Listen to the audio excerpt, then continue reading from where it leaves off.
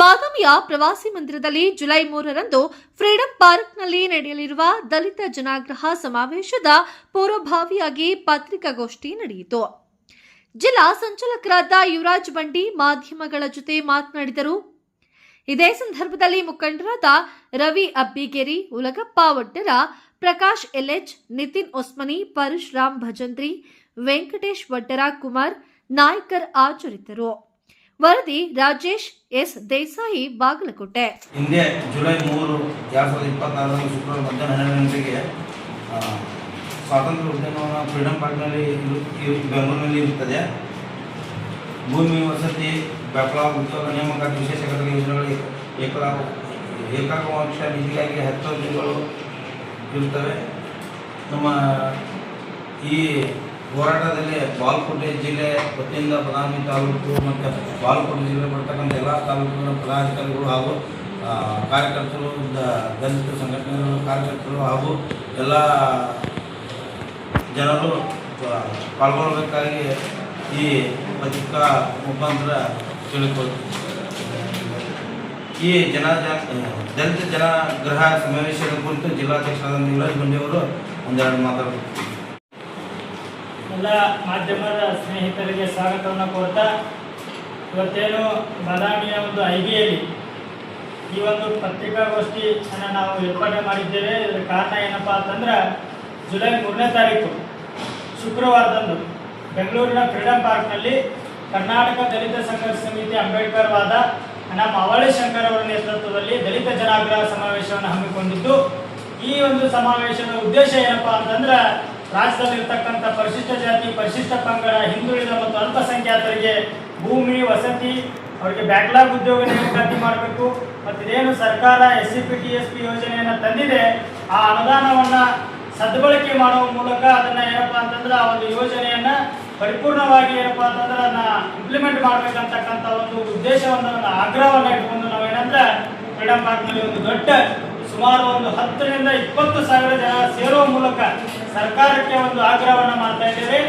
ವಿಶೇಷವಾಗಿ ಹೇಳ್ಬೇಕಪ್ಪ ಅಂತಂದ್ರೆ 2022 ಡಿಸೆಂಬರ್ 6 ಬಾಬಾ ಸಾಹೇಬ್ ಅಂಬೇಡ್ಕರ್ ಅವರ ಪರಿನಿಬ್ಬಾನ ದಿನ ಏನಪ್ಪಾ ಅಂತಂದ್ರೆ, ನಾವು ಬೆಂಗಳೂರಿನ ಬಸವನಗುಡಿಯ ನ್ಯಾಷನಲ್ ಕಾಲೇಜು ಮೈದಾನದಲ್ಲಿ ಇಡೀ ರಾಜ್ಯದ ಮೂಲೆ ಮೂಲೆಯಲ್ಲಿ ಏನಪ್ಪಾ ಅಂತಂದ್ರೆ ಎಲ್ಲ ದಲಿತ ಸಂಘಟನೆಗಳು ಸೇರಿ, ಎಲ್ಲ ಪರಿಶಿಷ್ಟ ಜಾತಿ, ಪರಿಶಿಷ್ಟ ಪಂಗಡ, ಹಿಂದುಳಿದ ವರ್ಗದವರು ಎಲ್ಲರೂ ಸೇರಿ ಏನಪ್ಪಾ ಅಂದ್ರೆ ಒಂದು ದೊಡ್ಡ ಸಮಾವೇಶವನ್ನು ಮಾಡುವ ಮೂಲಕ ಕಾಂಗ್ರೆಸ್ ಸರ್ಕಾರಕ್ಕೆ ಬೇಷರತ್ತಾಗಿ ಬೆಂಬಲವನ್ನು ಮಾಡಿದ್ರು.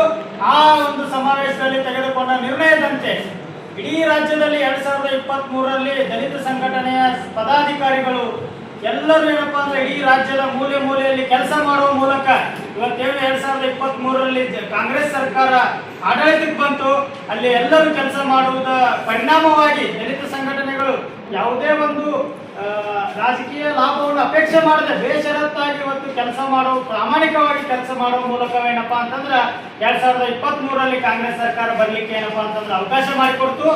ತದನಂತರ ಏನು ಸಿದ್ದರಾಮಯ್ಯ ಅವರು ಮುಖ್ಯಮಂತ್ರಿ ಆದ್ರು, 23ರಲ್ಲಿ ಸರ್ಕಾರ ಬಂದ ನಂತರ ನಾವೇನು ನಿರೀಕ್ಷೆ ಮಾಡಿದ್ವಿ, ನಾವೇನು 2023ರ ಚುನಾವಣೆಯಲ್ಲಿ ಯಾವುದೇ ಒಂದು ಅಪೇಕ್ಷೆಯನ್ನು ಬೇಯಿಸದೆ ಕೆಲಸ ಮಾಡಿದ್ವಿ, ಆ ಕೆಲಸಕ್ಕೆ ನಮ್ಮ ನಿರೀಕ್ಷೆಗೆ ತಕ್ಕಂತೆ ಏನಪ್ಪಾ ಅಂದ್ರೆ ಸರ್ಕಾರ ದಲಿತರ ಒಂದು ಆಶಾಭಾವನೆಗಳಿಗೆ ಸ್ಪಂದಿಸುವಲ್ಲಿ ಸಂಪೂರ್ಣವಾಗಿ ಏನಪ್ಪಾ ಅಂದ್ರೆ ಮೀರಿಲ್ಲ, ಅದನ್ನ ಮಾಡ್ಲಿಕ್ಕೆ ಅವ್ರ ಕಡೆ ಸಾಧ್ಯ ಆಗ್ಲಿಲ್ಲ ಅಂತಕ್ಕಂಥ ಮಾತನ್ನ ಈ ಸಂದರ್ಭದಲ್ಲಿ ನಾವು ಹೇಳ್ಬೋದು. ಯಾಕಪ್ಪ ಅಂತಂದ್ರೆ ನಾವು ಹೇಳಿದ್ವಿ, ಏನು SCP TSP ಅನುದಾನವನ್ನು ದುರ್ಬಳಕೆ ಮಾಡ್ತಾರೆ, ಆ 70 ಮೂಲಕ ನೀವೇನು ಅದನ್ನ ಬೇರೆ ಬಳಸ್ಕೋತೀರಿ ಯೋಜನೆಗಳಿಗೆ, ಅದನ್ನ ಬಂದ್ ಮಾಡಬೇಕು.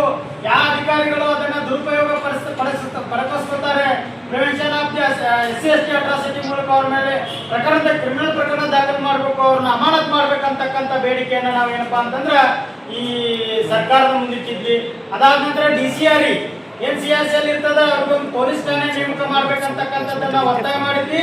ಅದೇ ರೀತಿಯಾಗಿ ಪೊಲೀಸ್ ಸ್ಟೇಷನ್ ಅನ್ನ ಘೋಷಣೆ ಮಾಡಿದ್ದಾರೆ, ಹೊರತು ಅದು ಇಂಪ್ಲಿಮೆಂಟ್ ಆಗಿಲ್ಲ. ಅದಕ್ಕೆ ಒಂದು ಜಾಗ ಬೇಕು DCRಗೆ. ಪ್ರತಿ ಜಿಲ್ಲೆಯಲ್ಲಿ ಒಬ್ಬ SP ಅನ್ನ ಏನಪ್ಪಾ ಅಂದ್ರೆ ನೇಮಕ ಮಾಡಬೇಕು. ಅದರದೇ ಆದಂತಹ ಸಿಬ್ಬಂದಿಗಳನ್ನ ನೇಮಕ ಮಾಡಿದಾಗ ಮಾತ್ರ ಅದೇನಪ್ಪಾ ಅಂದ್ರೆ ಪರಿಪೂರ್ಣವಾಗಿ ಕೆಲಸ ಮಾಡ್ಲಿಕ್ಕೆ ಅವಕಾಶ ಆಗ್ತದ. ಅಲ್ಲಿಂದ ಇಲ್ಲಪ್ಪ ಅಂತಂದ್ರೆ ಬರೀ ಒಂದು ಘೋಷಣೆಗೆ ಸೀಮಿತ ಆಗ್ತದ, ಅಂತದೊಂದು ಮಾಡಬಾರ್ದಂತಕ್ಕಂಥ ಒಂದು ಆಗ್ರಹವನ್ನು ಕೂಡ ನಾವು ಮಾಡ್ತಾ ಇದ್ದೇವೆ. ಪರಿಶಿಷ್ಟ ಜಾತಿ, ಪರಿಶಿಷ್ಟ ಪಂಗಡಗಳಿಗೆ ಯಾರಿಗೆ ಭೂಮಿ ಇಲ್ಲ, ಯಾರಿಗೆ ವಸತಿ ಇಲ್ಲ, ಇವತ್ತು ಸೂರಿಲ್ಲ, ಅವರಿಗೆ ಭೂಮಿ ಮತ್ತು ವಸತಿಯನ್ನು ಒದಗಿಸಿಕೊಡುವಂತ ಕೆಲಸವನ್ನು ಸರ್ಕಾರ ಕೂಡಲೇ ಮಾಡಬೇಕು. ಅದಾದ ನಂತರ ಇದೇನು ಈ ನಮ್ಮ SC/ST ಜನ, ಹಿಂದುಳಿದ ಜನ ಯಾರು ಅರಣ್ಯ ಪ್ರದೇಶಗಳಲ್ಲಿ ವಾಸ ಮಾಡ್ತಿದ್ದಾರೆ, ಯಾರು ಬಗರುಕಂ ಸಾಗುವಳಿ ಮಾಡ್ತಿದ್ದಾರೆ ಅಂತವ್ರನ್ನ ಒಕ್ಕಲೆಬ್ಬಿಸುವಂತ ಕೆಲಸವನ್ನ ತಾಲೂಕು ಆಡಳಿತ ಮತ್ತು ಜಿಲ್ಲಾಡಳಿತಗಳು ಈ ರಾಜ್ಯದಲ್ಲಿ ಮಾಡ್ತಾ ಇದ್ದಾವೆ. ತಕ್ಷಣ ಏನಪ್ಪಾ ಅಂದ್ರೆ ಸರ್ಕಾರ ಅವರಿಗೆ ಏನಪ್ಪಾ ಅಂದ್ರೆ ಆದೇಶ ಮಾಡಬೇಕು, ನಿರ್ದೇಶನ ನೀಡಬೇಕು. ಈ ತರ ತಾವು ಯಾವುದೇ ತಾಲೂಕು ಆಡಳಿತ ಮತ್ತು ಜಿಲ್ಲಾಡಳಿತ ಮಾಡಬಾರ್ದಂತಕ್ಕಂಥ ನಿರ್ದೇಶನವನ್ನ ಸರ್ಕಾರ ಕೂಡಲೇ ನೀಡಬೇಕಂತಕ್ಕಂಥ ಒಂದು ಆಗ್ರಹದೊಂದಿಗೆ ನಾವೇನಪ್ಪಾ ಅಂತಂದ್ರೆ ಮಾಡ್ತಾ ಇದ್ದೇವೆ. ಇವತ್ತು SC/ST ಹಾಸ್ಟೆಲ್ಗಳಲ್ಲಾಗ್ಲಿ, DCM ಹಾಸ್ಟೆಲ್ಗಳಲ್ಲಾಗ್ಲಿ, ಮೈನಾರಿಟಿ ಹಾಸ್ಟೆಲ್ಗಳಲ್ಲಾಗ್ಲಿ ಯಾವುದೇ ತರ ಏನಪ್ಪಾ ಅಂದ್ರೆ ಮೂಲಭೂತ ಸೌಕರ್ಯಗಳಿಲ್ಲ. ಯಾವುದೇ ತರ ಅಲ್ಲಿ ಇರ್ತಕ್ಕಂಥ ತಾಲೂಕು ಅಧಿಕಾರಿಗಳು, ಜಿಲ್ಲಾಧಿಕಾರಿಗಳು ಆ ಒಂದು ವಿದ್ಯಾರ್ಥಿ ನಿಲಯಕ್ಕೆ ಭೇಟಿ ನೀಡುವುದನ್ನೇ ಅವತ್ತು ಮರೆತು ಬಿಟ್ಟಿದ್ದಾರೆ. ಏನಿರ್ತಾನೋ ಒಂದು ಸುದ್ದಿ ಇಲ್ಲ. ಅವ್ರು ಬರೇ ಏನಪ್ಪಾ ಅಂದ್ರೆ ಕಮಿಷನ್ ಹೊಡೆಯುವಂತ ಕೆಲಸದಲ್ಲಿ ನಿರತರಾಗಿದ್ದಾರೆ. ಇವತ್ತು ವಿದ್ಯಾರ್ಥಿಗಳ ಹಿತವನ್ನ ಕಾಪಾಡುವಲ್ಲಿ ತಾಲೂಕು ಆಡಳಿತ, ಜಿಲ್ಲಾಡಳಿತ ಮತ್ತು ವಾರ್ಡನ್ಗಳು ವಿಫಲವಾಗಿದ್ದಾರೆ. ಅವ್ರ ವಿರುದ್ಧ ನಾವೇನಪ್ಪಾ ಅಂದ್ರೆ ಕ್ರಮಕ್ಕೆ ಆಗ್ರಹ ಮಾಡ್ತಾ ಇದ್ದೇವೆ. ಅದಾದ ನಂತರ ಏನು ಇವತ್ತು ಅವರಿಗೆ ಒಂದು ಹಾಸ್ಟೆಲ್ನ ವಿದ್ಯಾರ್ಥಿ ವೇತನವನ್ನು ಇವತ್ತು ತಡೆ ಹಿಡಿಯುವಂತ ಕೆಲಸವನ್ನ ಸಮಾಜ ಕಲ್ಯಾಣ ಇಲಾಖೆ, ಹಿಂದುಳಿದ ವರ್ಗಗಳ ಕಲ್ಯಾಣ ಇಲಾಖೆ ಮತ್ತು ಅಲ್ಪಸಂಖ್ಯಾತಗಳ ಕಲ್ಯಾಣ ಇಲಾಖೆಗಳು ಏನಪ್ಪಾ ಅಂದ್ರೆ ಮೀನಾಮೇಷ ವ್ಯವಸ್ಥೆ ಇದ್ದಾವೆ. ಸರ್ಕಾರ ಕೂಡಲೇ ಇದ್ದವರ ವಿರುದ್ಧ ಕಠಿಣ ಕ್ರಮವನ್ನ ತಗೋಬೇಕಂತಕ್ಕಂಥ ಒಂದು ಆಗ್ರಹವನ್ನ ಮಾಡ್ತಾ ಇದ್ದೇವೆ. ತದನಂತರ ಏನು ನಾವು ಈ ಜುಲೈ 3ರಂದು ಒಂದು ದಲಿತ ಜನಾಗ್ರಹ ಸಮಾವೇಶವನ್ನ ಮಾಡ್ತಾ ಇದ್ದೇವೆ. ನಮ್ಮ ಬಾಗಲಕೋಟೆ ಜಿಲ್ಲೆಯಿಂದ ಸುಮಾರು 500ರಿಂದ 1000 ಜನರವರೆಗೆ ನಾವು ಅಲ್ಲಿ ಹೋಗಿ ಪಾಲ್ಗೊಳ್ಳುವ ಮೂಲಕ ನಮ್ಮ ಒಂದು ಭಾಗಿದಾರಿಯನ್ನ ನಾವು ನಿಭಾಯಿಸ್ತಾ ಇದ್ದೇವೆ. ಅದೇ ರೀತಿಯಾಗಿ ನಮ್ಮ ರವಿ ಅಬ್ಬಿಗೇರಿ ಆಗಿರ್ಬೋದು, ಹುಲಗಪ್ಪ ಭಟ್ಟರವರಾಗಿರ್ಬೋದು, ಮತ್ತೆ ನಮ್ಮ ತಾಲೂಕು ಪದಾಧಿಕಾರಿಗಳ ನೇತೃತ್ವದಲ್ಲಿ ಬದಾಮಿಯಲ್ಲಿ ಇರ್ತಕ್ಕಂಥ ಪ್ರತಿ ಹಳ್ಳಿಗಳಿಗೆ ನಾವೇನಪ್ಪಾ ಅಂದ್ರೆ ಈ ಕರಪತ್ರವನ್ನು ಕೊಡುವ ಮೂಲಕ ನಮ್ಮ ಜನರಿಗೆ ಏನಪ್ಪಾ ಅಂತಂದ್ರೆ ನಾವು ಜಾಗೃತಿಯನ್ನ ಮಾಡಿ ತಾವು ಕೂಡ ಈ ಜುಲೈ 3ರಲ್ಲಿ ನಡೆಯುವ ಫ್ರೀಡಂ ಪಾರ್ಕ್ ನಲ್ಲಿ ಭಾಗವಹಿಸುವ ಮೂಲಕ ನಮ್ಮ ಒಂದು ಏನು ಒಂದು ನಮ್ಮ ಆಗ್ರಹ ಇದೆ ಅದಕ್ಕೆ ತಮ್ಮ ಬೆಂಬಲವನ್ನು ಸೂಚಿಸಬೇಕಂತೇಳಿ ತಾವೇನೆಲ್ಲ ಬಂದಿದ್ದೀರಿ, ತಮ್ಮ ಏನು ಮಾಧ್ಯಮಗಳಿದ್ದಾವೆ, ತಮ್ಮ ಚಾನೆಲ್ಗಳ ಮೂಲಕ ನಾನು ಏನಪ್ಪಾ ಅಂದ್ರೆ ಅವರಿಗೆ ಒತ್ತಾಯವನ್ನ ಮಾಡ್ತಾ ಇದ್ದೇನೆ. ಅದಾದ ನಂತರ ಮತ್ತೆ ನಾವು ಈಗ ಬೆಳಗಾವಿನಲ್ಲಿ ಪ್ರೆಸ್ ಮೀಟ್ ಅನ್ನು ಮಾಡ್ತಾ ಇದ್ದೇವೆ. ಅದೇ ರೀತಿಯಾಗಿ ಬಾಗಲಕೋಟೆ ಜಿಲ್ಲೆಯಲ್ಲಿರ್ತಕ್ಕಂಥ ಪ್ರತಿಯೊಂದು ತಾಲೂಕುಗಳಲ್ಲಿ ನಾವು ಪ್ರೆಸ್ ಮೀಟ್ ಮಾಡುವ ಮೂಲಕ ನಮ್ಮ ಜನರನ್ನ ಜಾಗೃತಿ ಮಾಡುವ ಮೂಲಕ ಆ ಜುಲೈ 3ರ ಜನಾಗ್ರಹಕ್ಕೆ ಸಾಕಷ್ಟು ಜನ ನಿರೀಕ್ಷೆ ಮೀರಿ ಸುಮಾರು 25,000 ಜನರನ್ನು ಸೇರಿಸುವ ಮೂಲಕ ಸರ್ಕಾರಕ್ಕೆ ಒಂದು ಎಚ್ಚರಿಕೆಯನ್ನು ಕೊಡುವ ಮೂಲಕ ನಾವು ಇದನ್ನ ಸಮಾವೇಶನ ಯಶಸ್ವಿಗೊಳಿಸಬೇಕು. ಅದಕ್ಕೆ ತಾವು ಮಾಧ್ಯಮದವರೆಲ್ಲ ಕೂಡ ಸಹಕಾರ ಮಾಡ್ಬೇಕಂತ ಹೇಳ್ತಾ ನನಗೆ ಮಾತನಾಡಲಿಕ್ಕೆ ಅವಕಾಶ ಮಾಡಿಕೊಟ್ಟು ತಮ್ಮೆಲ್ಲರಿಗೂ ವಂದಿಸಿ ತಾವು ಈ ಮಾಧ್ಯಮಗೋಷ್ಠಿಗೆ ಆಗಮಿಸಿ ತಮಗೂ ಕೂಡ ವಂದನೆಗಳನ್ನ ಸಲ್ಲಿಸ್ತಾ ನನ್ನ ಎರಡು ಮಾತುಗಳನ್ನ ಮುಗಿಸ್ತೀನಿ.